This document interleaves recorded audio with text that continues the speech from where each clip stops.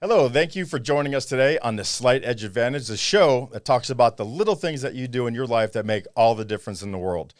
Today's guest is Jeff Hoffman. Jeff Hoffman is a pioneer in marketing. He helped create Priceline.com back in the day and was kind of responsible for getting Shatner involved, which was at the time a deal maker right there. It blew them over the top. And since then, he's done nothing but turn everything he's touched into gold. Ubid.com. We actually have a little venture called Pick Cherries recently that we went into. And that's how I kind of had a little bit of a tie to Jeff and leveraged that tie to get him here in studio, which is kind of a bucket list. So thank you. Welcome. Thanks for having me, man. I've watched you over the years. I have a couple people on my list. You were on that list. Les Brown is another one if you're listening. Les is a good friend, so I'll make sure to tell him. He's got time to come home. All right. Because he was a member of Florida Speakers in the original. He was one of the OGs. I did not know that. So we want him to come home. But yeah, so the things that separate us, the things that separate you they're not slight. But they started off that way. I mean, how is it that you came across these things that everyone else was doing? You weren't the first one to do marketing, but how did you separate yourself and have such humongous success? And what was like the clues that said, I'm on to something? So one of them was a massive failure, which is what reset. In fact, I'll just tell you a story. Reset the thinking. So early on at this time, I had this crazy idea that you don't need to go to the mall anymore. You can just buy stuff at home on your computer, excuse me, using this brand new thing called the internet, which no one had ever heard of. Okay. So we spent some money. We built this site and we launched it. And our target at the time was stay-at-home moms. And I'll tell you where I got that idea. I stopped at the mall to pick up a birthday gift one day. And I was getting out of my car, and there was a mom who was unloading stroller, then another stroller, then one kid, then a diaper bag, then going back to get the bottle. I came out of the store with my purchase, and she had just finished unloading all of her kids and all of her strollers. And I'm driving away thinking, that's ridiculous. It took her a half hour just to get out of the car. So our thought was, instead of that hassle of going to the mall, just order that sweater on your computer. But the internet was brand new. Wow. So the original Amazon. Jeremy, we launched. And obviously we were too early.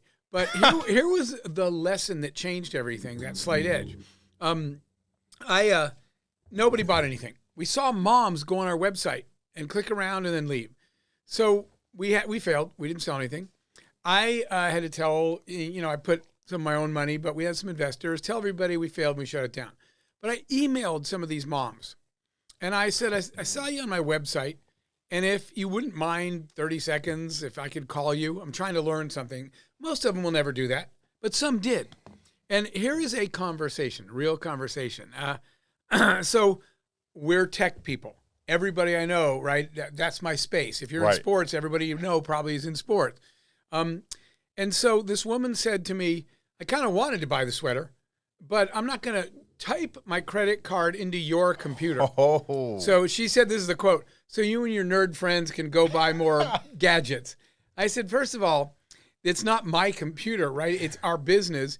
And second, we can't see your credit card number. She said, of course you can. I'm typing it into your website. I said, no, we use RSA 128-bit encryption. And she said, Jeff, whatever your name is, I only speak English. Right. And I said, well, I was speaking English. She said, no, you weren't. You're speaking nerd. I said, because everybody I know knows what encryption is. But everybody I know is not my customer. It's a stay-at-home mom. So I said, do you know what encryption is? And she said, it's how the Egyptians used to bury their dead. I said, no. And she said, then I don't know. And so that was a huge lesson, right? And so the edge we had was after that, I said, from now on, I will never build another thing until I spend days and days with at-home moms. If it's in their kitchen, wherever I need to be. So our edge in all of our businesses was, while everybody else was building a business at their, where do you build your business? In your conference room, at your office. I was never in my office. Right. I was in the world all the time. So when people came back with a lot of things we built, my first one of my first big products was the check-in kiosks in airports all over the world.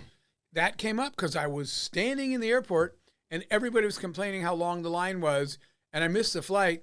Because I was there, I was asking the ticket agents, why do we have to stand here to get a boarding pass? And she's like, because you can't access the airline system. Right. And I was like, wow. What if I created a way that a consumer, simple English, could talk to it? And she's like, that's not going to happen. So the kiosks were one of my first inventions.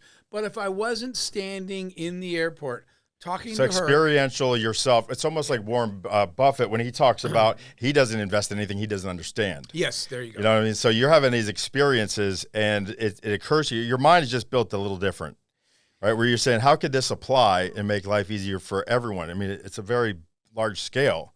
True, but it's all about getting out of your office, going and spending time with whoever you thought was going to buy your product, right? I did that before I saw Brad Lee's dropping bombs, by the way. It's not a direct ripoff. That's funny. But it's not original either. So that's really a big deal because what that tells you is that you cannot sit in a cocoon, think of an idea, first of all, without the experiences, but also knowing a practical application, because then how are you going to explain it to people, right? You know, and Jeremy, build value. That's what most people are doing. They're in their office designing their idea. Yeah. You know what I tell people all the time? Quit being blinded by your own brilliance, right? Because they're blinded by their own brilliance. My idea is incredible. The world will see. Yes. They'll all be convinced. Instead of, why don't you just go first and ask the world, is there something I could do for you? That's the edge in all my businesses. I didn't start here with an idea. I went out into markets. I was out in the world, out of the office all the time, asking people, what is something you wish someone would fix that you would pay for? So big idea, and I'm ripping off the guy who artist shave guy. All right, Eric, forget his last name. He says, yeah, I know what you're talking about. Big idea, start small. Yeah, I don't do that. I have Stan Phelps is a speaker up in North Carolina. Says if I had 3 legs, I would jump in with all 3 legs. I'm an immersion guy, but so I have a big idea, and I put all my chips in on it. But I do get out there at least. Yeah. I do say, I think this is good. I think it could be useful, and I'm not going to be in a dark room putting this together in a kind of a detached manner. I'm going to go and tell everyone about it. My wife says I can never keep a secret, but the first time that most people realize that their product didn't work was when it didn't work. Because they spent all the money, they built the product, they launched it, and no sales are coming in. Yeah. They're like, why is no one buying it?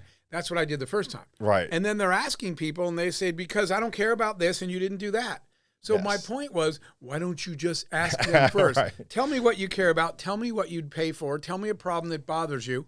And I'll pick one of those to build instead of my brilliant idea that I thought up in a vacuum in my office. So what do you think, though, the risk is? And my last name is spelled to risk, literally. So it doesn't apply to me. But I grew up fighting. I was a street kid, martial arts. Getting punched in the face is a hobby. Right? People's words don't really affect me. But how many people do you think get this brilliant idea, go out and talk to people, and then get told how shitty the idea is, or how many things that they're missing, and then they go, yeah, you're right, and give up? You know, that's probably a high number. Well, but that's not the worst problem. The worst problem is the opposite one. They go out in the world and everyone says no thanks, and I see them 2 years later and they're still trying to do it. And I was like, literally, no one in the world is going to buy this. They've all told you they won't buy it. Why are you spending all your time 2 years later, 3 years later, building a thing that everybody already said they wouldn't buy? Well, I always say the problem I have to battle. The failure is a natural conclusion. Right. But you got to know when. Yeah. There's also the 3 feet from gold. So there's always that dichotomy of when is a good time to stop. You know, when is it ground into the ground? Where is it that I'm not? You really got to point back at yourself every time. The idea might have been great, but I've gone with it so long without ever changing my mind. That happens a lot, and it's ego. That's what draws that. It's people's ego is what prevents them from saying I was just wrong. People ask me, they say, you've done so much stuff in your life. And I tell them that's because when I failed really fast. Because when I'm wrong, early I'm and like, often. okay, it was a dumb idea. And by the way, that means you're going to get all the ridicule, all your friends, how'd your great idea go? And you have to say, it turned out to be a dumb idea, and they laugh at you. Yeah. So just the ego of not wanting to be laughed at or being wrong or telling people prevents people. So I see them go another year, and I know I can make this work. I was like, literally all the data in the world says 3 years from now, you'll be in the same spot, but now you'll be broke, and you'll have no friends left, and you'll still be trying to do something that no one wants. Your idea, your first idea you had there, I mean, it eventually came to fruition just under another name and another person did it. But you had the pioneering mind to do that. If you would have stayed with it and internet times would have caught up with you, it would have probably been as big. Yeah, but there was no financial way to survive that gap for me at the time. So when you get to the bottom of a hole, first thing you should do is stop digging. Yeah, right. Is that what you're saying? That's exactly. You just summarize our entire conversation. That's Peter A, by the way. Yeah. I love you, babe. But people don't stop digging. Right. And I have to literally try to take their shovel away. You are right that there are things you'll go out in the world that are so innovative that people don't understand, right? So they may say, no, I don't want that because they haven't seen it yet. There are those cases, but what I'm doing is saying, play the odds. The odds are you might, to your point, you might be out there and everyone's saying no thanks, and you're like, if I just stick with it, they'll see one day. That might happen, and you might be successful. But out of 100 people that were successful, the other 99 were successful because they built something that people understood and wanted. So that's all I'm saying. Your odds are better if people are saying, yeah, I'd buy that right now. Is it ready? Well, and the beautiful thing is that we do live in a place where we can fail and come back. Yes. Over and over and over again. Yep. And very, very rare in this world this that we live in. We're blessed. I mean, I always say I'm a billionaire in two ways. Number one, I'm a family billionaire. My family, it doesn't matter where I am in life, I've got that. Yep. And I broke a cycle, which I'm proud of. That's super very, important. very, you should be seldom very proud of that. That happens. Correct. But the second thing that I'm a billionaire is I was born when I was born and where I was born. We didn't have internet, which means we didn't have evidence of the stuff we did. But then we became into it in our 20s for me. And so we have this benefit. And the sooner we adapted that and further I think we got in life because of that mindset. So I think when you do fail early and often, as I preach to do, you do have the advantage of getting those calluses built. Without a doubt. And then you go, you failed, but at least I tried. I'd rather be ridiculed for trying and whiffing over and over and over again than to have and God bless the people who are the government job people, the pension people, want to put in their 20. Everyone has a place, but I never identified with that. I couldn't, it would be suffocation to me. Right. So I'd be worse off going, let me go the safe route, become a teacher and teach for 30 years so I won't be ridiculed. That would hurt my soul worse than someone pointing and laughing because I go, that punch me in the face and that's fun. What you're saying is just giving me more fuel, really. And people, it's a DNA thing, right? It is. Entrepreneurship. Yes. People always say, you get asked this question too. I always get asked the one, are entrepreneurs born or made? And the answer is both. The made part is listening to podcasts like this. When you can learn from people who have gone where you're trying to go. So there's a made part, right? But there's a born part. There's a certain DNA. You were talking about it, the fact that, you tend to go all in on things. That saying, being an entrepreneur is like jumping off a cliff and trying to build an airplane on the way down, right? If that thrills you, you're an entrepreneur. If it scares you, go somewhere else. Exactly. It's not for everybody, and that's okay. We need both types. We do need both types. So one of the things that I see, the slight edge advantage, and I struggle with this mightily, is describing what makes you different or your product or service. How do you differentiate yourself? What problem do you solve? And how are you different than everyone else trying to solve that problem? How do you come up with these ways that really make the people that you help stick out? Is it just that you've been around so many things and it's the different perspective because we're too close to our own, muck and mire? I still think in our case and all the companies I've been involved with, a lot of it had to do with what we talked about at the beginning, which is spending way more time in the world and way less time in the office. So I was in tune with markets and customers way more than my competitors were because they were holed up in their conference room on a whiteboard. And I was sitting with the customer. So who's probably going to get the solution? Yeah. And what they would do is they would say, Jeff, you don't even have a product. What are you doing? I said, I'm letting the customer design the product that they want. You're designing something you think they want, you hope they want, then you're going to bring it to them and be disappointed in your sales. I'm asking the customer to help me design the thing they want, and I'll build it for them. Yeah, it's almost like the Simon Sinek for his first YouTube video, TEDx, whatever, that was just about the why and reverse engineering and how Apple did such a great job of that. That's what really you did. You went out there and found out what people need, what was the problem that they had in their life that you could fill, and then you came up with the product or service that filled that. Right. Instead of saying, the opposite way is everyone has this problem because I have the problem. You did that too, like with the line. Right. But knowing... But that only, you were correct, because that only started me. Do you know what I did that day in the airport? I started walking down the line and asking questions of everybody in that line. I didn't assume because I did. Yeah. I'm stuck in the airport. I missed my flight because the line was so long.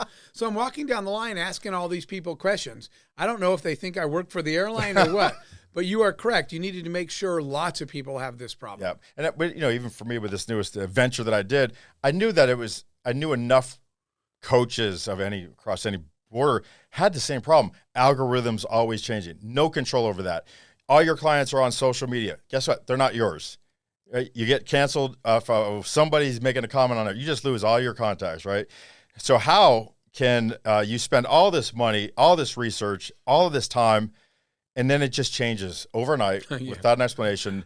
And so I said, I will find out what they want, but first I'm going to build it so I can show them, because they don't know what they want. Right. Otherwise, somebody would have done it, and I did it with money that I could afford to lose also. Sure, that's a big difference, right? It was a lot, and it's probably I said I'm a professional speaker, and I'll be speaking at Walmart if this doesn't work out. Welcome to Walmart. I'll be opening at Walmart, but I'm okay with that. But definitely, I think that what we're doing is building this thing in the air. We did the web app. And because that was the quickest one to market and the easiest to change, now we're doing the app with all these great ideas that have come in, of functionalities and different things. So I like that we subscribe to both sides of that. I think you still need I think that makes sense. Both sides, and you're meeting somewhere in the middle. It's just that most people start all the way at this end, and they don't really. By the time they get to the other end, they're underground. They're already too late. Yeah. And the other thing that I wish I had a better. And tell me if you see more success with this. Somebody doing partnerships, people who complement each other's skills and actions and attitudes and all that stuff. I tend to be a loner. I always have been because of my childhood trauma. Sure. I tend to be alone. I have a lot of friends, a lot of great contacts. I'm putting myself around people. That's been the biggest change in my life, is that I only put myself around people who are superstars, both attitude-wise and action-wise and all this stuff. And I am finding it easier to ask for help. Mm-hmm. But do you think, though, that makes a big difference? The slight edge advantage could be find yourself a Robin. Yeah, I think, of course, it's dependent on the market you're in and a whole bunch of things. But for the most part, the answer is definitely yes. Yeah. Right? Because a lot of times the reason people don't do that is they don't want to share. And they wind up owning 100% of nothing instead of owning a smaller percent because you brought in partners of something huge. Yeah. Right? That's the part that people miss. That's Shark Tank 101, right? Yeah, that's their close, right? But it happens all the time. Yeah. So I mean, greed, and that goes with the ego. Yeah. Like I want a partner. But I think it's too early for a partner because I don't have enough value built up in the company yet. Okay, but that makes sense. Yeah. It might be too early for the partner that you want. Yes, yeah. But there might be a point where that partner brings things that you don't, that they're not 1 + 1 = 2, they're 1 + 1 = 5. Absolutely. So when that happens, you should know, and that's where the getting around, having enough failures under your belt to go, this is the time to say yes. Yep. Because but it's really a great thing to have somebody in here with your perspective. And Stuart Hoffman is the person that we have in common. Pick Cherries. He said he met with you 3 hours one day to Miami Airport. Yep. He said it was a mastermind. Learned more about marketing those 3 hours in his whole life. And this guy's a producer on A&E and on all these shows and understands markets. But to have you in here and talk about these things, what are you doing now? How do you help people? Where are you finding your juice? So after being a CEO since I was 24 and building 8 companies, including the failures, I'd made a commitment to giving back. And I finally just quit one day and said, there's no fire anymore for building Right. another company. I've been doing that my whole life. But I'm really committed to giving back. So the first thing I did, and I told no one at the time, was I decided to do a social experiment for myself. It was a commitment to giving back. I did a year of yes. For 1 year, I will say yes to anybody that asked me for help for an entire year. But I'm not going to tell anyone I'm doing that. Of course. But I will see where it goes. I won't make any money. I won't do deals. I won't go to work. I'll just say yes to people for a whole year. That went on for like 6 years. It was so fulfilling. So what that has evolved into now is I'm involved with multiple, pretty much all my times in my nonprofit work. Our biggest one is something we built called the Global Entrepreneurship Network. It's a nonprofit. It's based in Washington, D.C. I'm still the chairman of it. We are on the ground. This is still crazy to me. We're on the ground in 200 countries. And we have a really simple mission statement. We teach people anywhere in the world how to gain freedom and independence through entrepreneurship. So the simple mission is we teach anyone, anywhere, how to start and scale a business. We're going to teach you how to take care of yourself by turning your idea into a business that makes money. We do that in 200 countries now. In fact, I'm about to head out to about 6 more countries in the next 5 weeks teaching entrepreneurship after I leave here. And so that's the big one, again, that we do all over the world. And it's not about money. It's about independence and freedom. We're teaching people how to be free. If they have money, they can be free. The money is what they need, but that's not what they're doing it for. Well, nobody does. Really, people have a misconception of money. If it was so valuable, you'd never spend it. Yeah, right. It's what can I get for the money? Yeah, right. It's not the money. Yeah, and so, but people without money, I was one of those for many, many years. Yep. We think of money so differently, and it keeps us poor until you realize what you can do with the money. Then the money starts coming. It's really a weird thing, and it's the power of attraction and all that kind of stuff, the universal secrets of attraction. But really, once I got that mindset shift, and I'm so open to these things, because what started this all off when I was 20 was somebody saying 7 words to me that had no business changing my life, for the better especially. Sure. But I realized that when I took a piece of news that most people would flip out or use it as a bigger crutch because I had victim mentality right, then it's in spades. But when I did and I saw the good stuff that came from it, that's really when my life changed overnight, literally overnight. So how do you work with these people around the world who's never had success, never even seen success in a lot of places, to change that mindset of what it means to really be successful? And it's not about the money, just like some people that make a lot of revenue and no profit, and they think they're successful, and they're not. They're big failures. Yep. How do you help with that? Yeah, so the first phase of this is not business, right? It's not infrastructure. It's not any of those things. It's inspiration. So you're exactly right. The first part, education is phase 2. Inspiration is phase 1. I spend a lot of time. One of my favorite nights of my entire life, as crazy as this is going to sound, I was deep in Cambodia. I was in the best start ever. I was in the poorest part. I was with a bunch of young Cambodians. Cambodia, at that point, it might still be, was the youngest country in the world. 75% of the population was 28 or below because of the war. Wow. They killed all the adults during the big war and the Civil War. So it was all these young people wanting to rebuild their country now, post all the famous violence in Cambodia. We are sitting. I'm dressed nicely, but I just sat in the dirt. We're sitting on the banks of a river in the jungle of Cambodia with a whole bunch of young people sitting in a circle. They came to see me speak, and then I left with them. In the middle of nowhere, we sat till the sun came up. And and so that's what it takes. Yes. Because you are correct. They didn't know what success was. They don't know what money is. They don't know what's possible. So before we could start and say, let's do a startup, they don't even know what that means. Right. You have to get deep enough to know, where is their life? Yeah. Where do they want to go? What do they care about? Who are they? Yeah. What are their skills? It's a lot of digging to find out what it's clay, right? Yes. And then you start molding it. But I got to know what kind of clay this is and what I can mold it into and what they want to be molded into. You have to invest a lot of time. I was speaking at the United Nations, and it was a bucket list thing. I got asked to address the UN and on the state of entrepreneurship globally. And I said something based on that experience. Because I said, in theory, you asked me to address the United Nations because all you world leaders want to help entrepreneurs. And then I paused and I said, except you can't. And everyone's looking at me like, what? You're the speaker on entrepreneurship. I said, unless you do one thing I'm not sure you're willing to do. And then I paused and I said, you got to get dirty. Oh, I love it. And afterwards, I actually made a joke.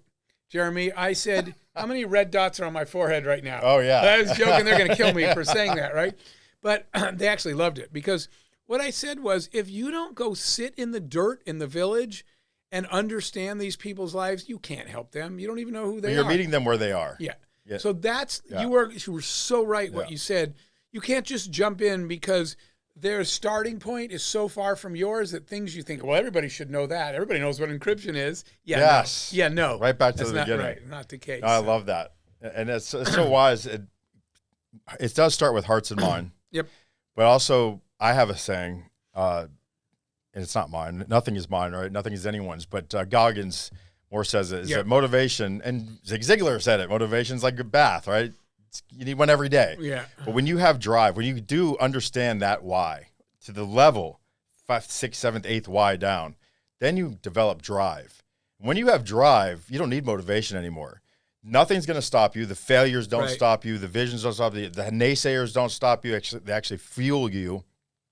So getting to know these people where they are, showing them that you're willing to sit in the dirt with them, really, I think, helps them be vulnerable in telling you and figuring out themselves what their whys are to create that drive. Because once you're gone, and whoever it is that's going to take your place in that infrastructure is not you.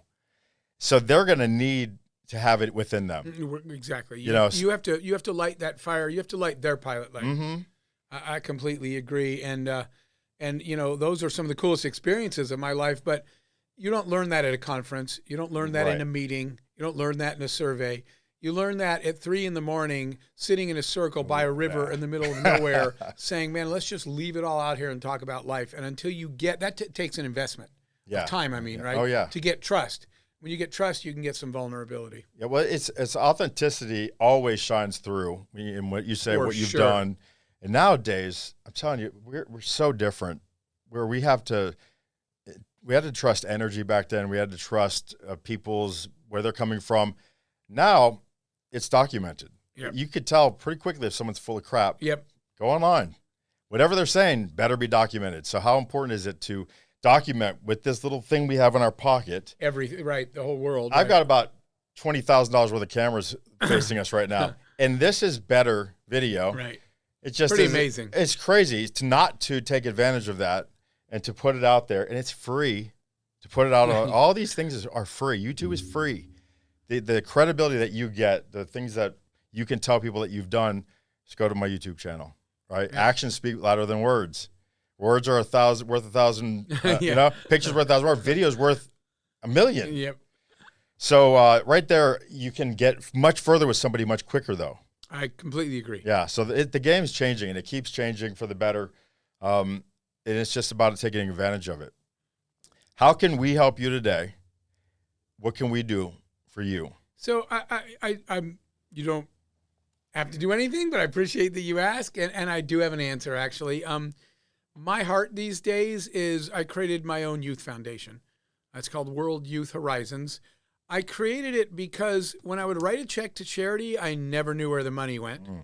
And then I was friends with, I'm putting friends in air quotes, an NFL star who had a charity, and I was about to post a picture of me and him, and he wasn't playing well those days. So I wasn't going to say he's such a great football player. I was going to say he's such a great man because of his charity, and I'm not going to say his name right now. I expect people can figure it out when they Google it. But I found out that they had externally raised $1.4 million from donors, and his wife and her friends had taken 1.1 of it for salaries, and the player knew this.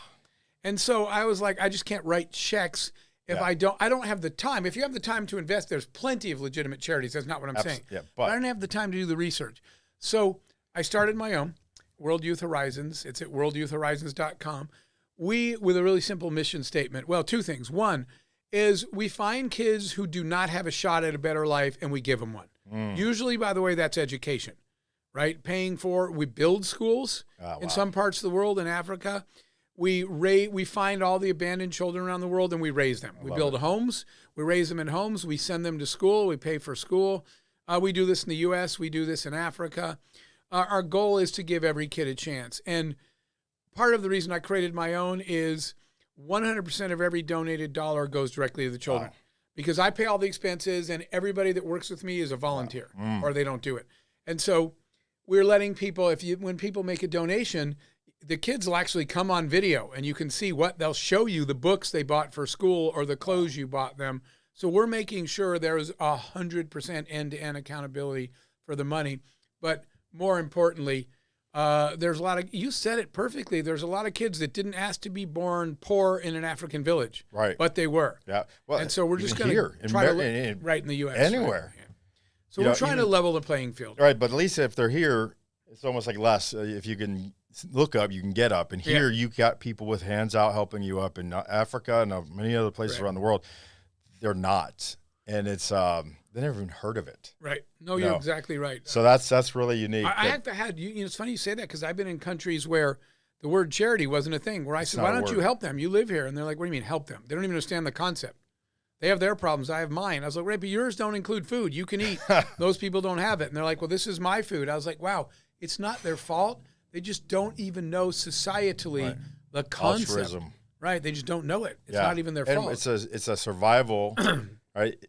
Probably I mean, what happens if? Right. I have food because of a reason, but it does not guarantee. And you're right. It is a survival thing, and you can't actually blame them. Yeah. They're feeding their family, and they're keeping the rest in case something goes wrong. Changing their mindset, or they're opening their eyes to it. It's just one of a ripple effect that could happen in any community anywhere. Big believer in the ripple effect, and it does happen. We see it all over the world now with the work we do. But people step up and help us sometimes at World Youth, and it's so much appreciated. Well, I will.